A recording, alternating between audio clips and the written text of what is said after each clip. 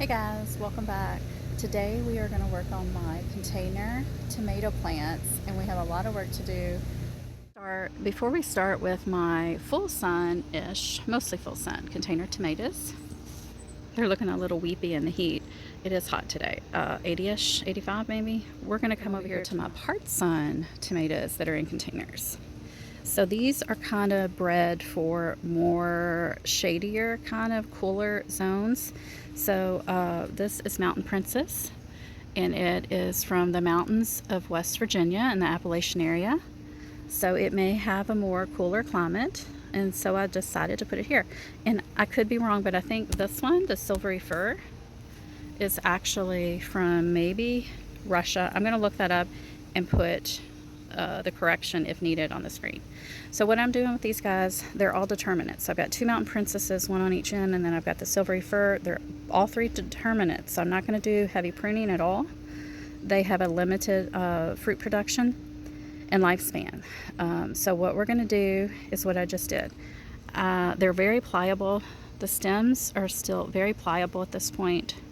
So what I do right now when I'm starting my container tomato care for the season is I kind of do a bend to them and pull them down to make them shorter. And you can see an example right here. So that saved me about, I don't know, at least a foot of height. And these guys probably will get about 4.5 to 5.5 feet tall as a determinant, but I still need them to be manageable in height, especially since you think about the container raises the actual height up quite a bit. So I do this bendy procedure, and I will do this on the indeterminates too, you will see. As long as they still have a lot of give in the stem and they're flexible, I will do this. There is a certain point where they're not going to be able to bend and move around like this, and you will snap your tomato. So this is probably about the time to do it. Much longer, I won't be able to do this, but this is what I do for my determinate container tomatoes. And so for pruning, I'm not going to prune any suckers at all. Here's a sucker. So here's a set of leaves. This is the main stem. And then you've got this sucker coming out. And I'm just going to let it grow because remember, we're not going to get an endless supply of tomatoes from these determinants. So the only pruning I will do is right down here at the very bottom. Maybe, 8 inches from the soil. I just don't want anything touching the soil.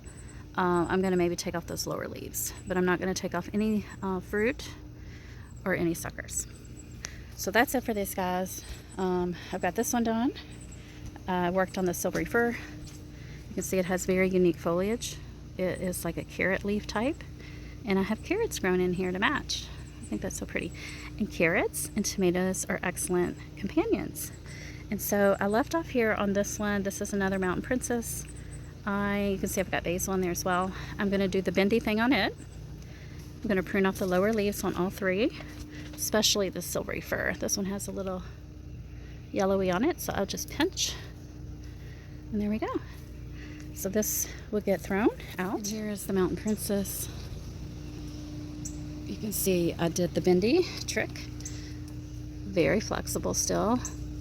And trimmed up some lower leaves. And so when I put my ties on, it's really, really loose so I can have future growth and future movement with the plant. And it's not restricted at all.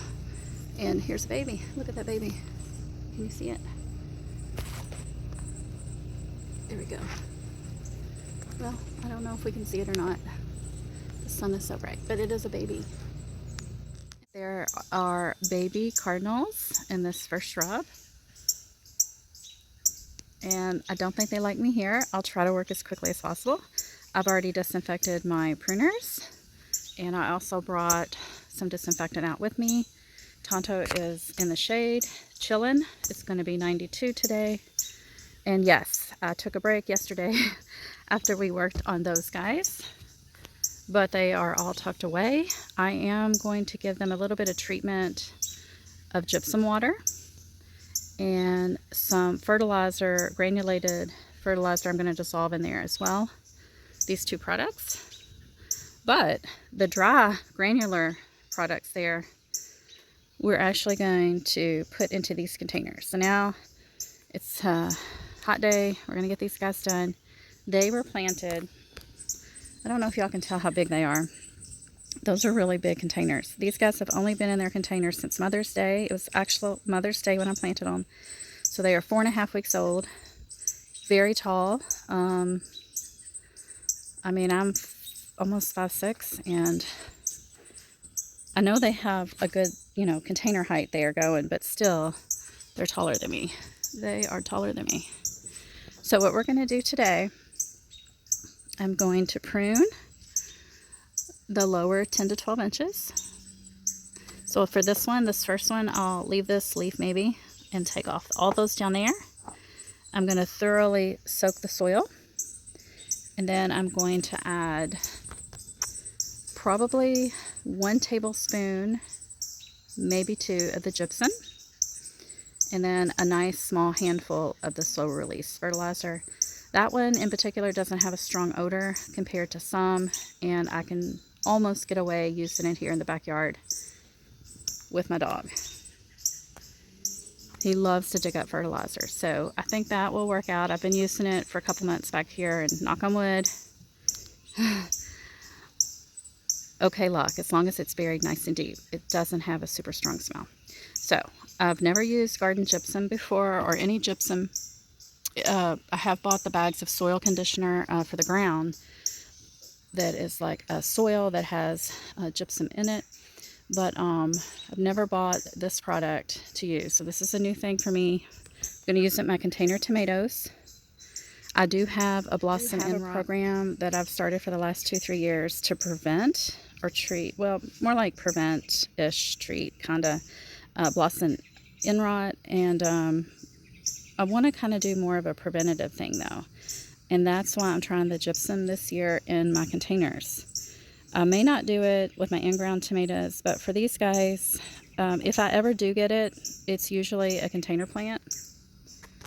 So I'm thinking I'm going to try it this year. I think let's do, I've done a lot of research this morning and reading different articles, primarily from state extension offices across the country. And I've read anywhere from 1 tablespoon to 1/4 cup per container. And then it's a different amount if they're in the ground. So I think I'm going to go very conservative, and let's just do 1 tablespoon, maybe 1.5 tablespoons. After I soak that soil, I'm just going to sprinkle it around, put some of that organic fertilizer as well, and then we're going to backfill until I have 1 inch of lip left on my container, so that I can put in 1 inch of water without it overflowing. So that's what we're going to do. And then we're going to work our way down. We're going to disinfect our pruners in between each tomato. But man, they are looking nice. And I did let them develop into 2 leaders. So we got 1 main stem. And then this is technically a sucker that became a secondary main stem. So I am going to be pruning the suckers, even though I don't want to. Hate to get rid of free food because they will produce eventually. But because they're in such limited space, and I have such limited space, and I really can't control a gigantic monster here on my deck, I'm going to use these little cups. I'm going to fill them with water, and I'm going to put the suckers in there and then stick them into each container. And then just in case I want some suckers of a certain variety, they will be right there available. Not sure if I'll use them or not, but just in case I need them. All right, let's get started. That is soaking. I'm going to do the same thing I did with the other container tomatoes up on the upper deck. I'm going to loosen up the ties, which they're really loose to begin with. And then I am going to try and get this guy to go down slightly. Just bend him slightly if he's able to. I'll have to see how flexible these guys are. They may not be as flexible as the ones on the upper deck, because they're, yeah, this is not giving me as much give. So I may not be able to squat these down a little, and it looks like most likely not. If anything, maybe like 1 inch. Yeah, I can probably do about like that, and I think I will. Okay, so I'm going to get busy doing that little squat, and then I'm going to take off those leaves, and then we'll put in those amendments. You can see I pruned off all of the leaf branches and suckers, probably about a good 12 plus inches from the base. And this is going to get buried more because we're going to add that soil here in a minute. But now I'm going to start taking off the suckers. These little tiny ones I'm not going to worry with trying to save. I'm just going to pinch. Now this one's a little bigger. I don't know. Maybe I'll save him. Just going to pinch it. I'm going to put him in his little cup of water, which I forgot to fill up. I'll do that. And I'm kind of saving the leaves, thinking I might make a spray for my roses. I read this in a book. I don't know if it's a super old book, but they used to make a rose spray with tomato leaves to prevent black spot. So I may do that. I may not. We'll see. So there's a sucker there too. I missed. Got him. Got him. Got him. And then this is where our second main leader is coming off. We're going to leave that. I don't see a sucker there. No sucker here yet, but there could be later. No sucker here, and no sucker here, and then no sucker here, and there is one here. Okay, I'll pinch that. Pinch that off. My hands smell so good.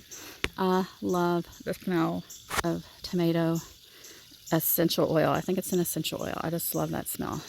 There's a pest. I'm going to pinch him off. There we go. All right, this guy looks really good. I think I'll go get a couple more supports, and I like to use these soft, flexible, I don't know what they're called, just soft, flexible twine.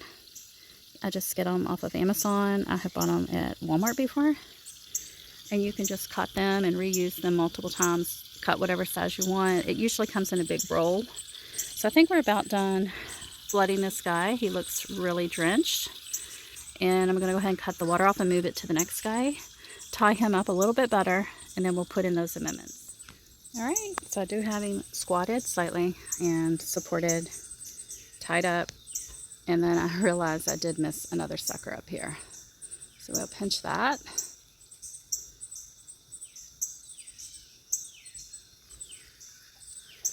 And we'll stick him in here. So now we have two of that variety, and hopefully I will put a picture up at some point during this video and say who is who. I have 4 big beef steaks here in these containers. Pineapple, Whitmore, Big Daddy, and Granny Cantrell. But at this moment I can't remember which one is which. I'm going to sprinkle the gypsum around the outer edges of the pot just in case the tomato doesn't like it too much. I mean, it should be okay with it. So I would say this is about a tablespoon, maybe a wee bit over. I'm just going to do all around the edges. And this has a lot of calcium, but a little bit of sulfur too. Small but bigger size of the slow release fertilizer. I'll put more in the center. Now I'm going to water all this. And then I've got a big bag of soil here. And we're going to cover and bury this. Alright, so this guy is completed. He has his soil, and I left a 1-inch rim. He's been watered thoroughly. He's been amended. He's been squatted down slightly without doing any damage. Removed all the suckers, I thought, until I just looked up a few minutes ago. And look at that big sucker. Right there. So I'm going to remove him with my pruners and keep him down in the cup and get rid of these 2 tiny ones because they're really tiny. Alright, so there's that sucker in the water. I think what I'm going to do is go get some of my very petite sweet alyssum seeds and sprinkle at least in some of the containers, and I may plant something else in the others too. Maybe I'll do 2 sweet alyssum and 2 maybe with, I don't know, maybe bush beans, maybe carrots. I usually do a lot of carrots and tomatoes, but something. I want to do something. So I'm not going to bore you with this whole process. So I'm going to do the exact same thing I just did here to all of these guys here that are lined up. And then the tomatoes out front in containers, I'll probably do a little differently. And I have a couple more containers over here in the backyard. We'll have some of my green stalks. That should be a totally different episode probably. But there are a couple right there. Probably will treat them exactly the same as these guys because they're in the backyard and I have to deal with the dog. Said it or not, all 4 of these guys here are indeterminate, so they will continue to grow until first frost. And I do have some dwarfs, micro dwarfs back there behind them. Those are Tiny Tim. I will not be pruning them whatsoever. You can see they do have suckers, but those will stay.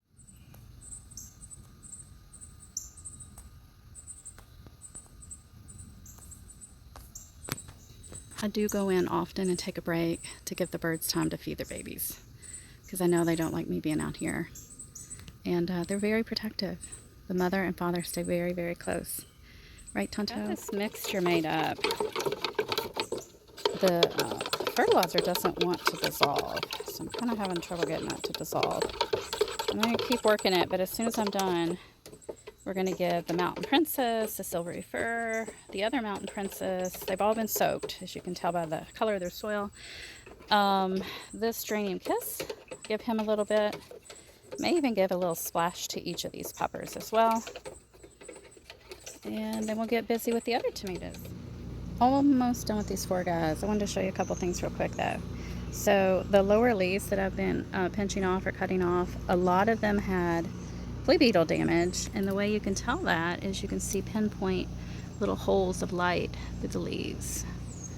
Maybe it's not going to show up good on the camera, but this plant was able to fight that off and did fine, and the upper leaves don't seem to have much flea beetle damage at all.